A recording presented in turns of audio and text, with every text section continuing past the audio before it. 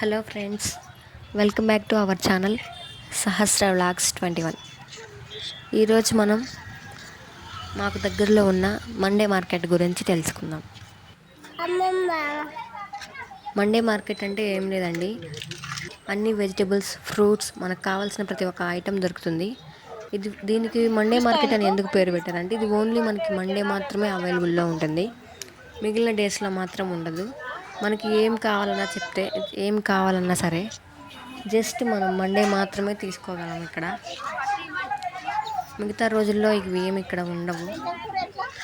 ప్రతి Monday evening 5 o'clock నుంచి night 10:30 వరకు ఇక్కడ మనకి అవైలబుల్గా ఉంటుంది.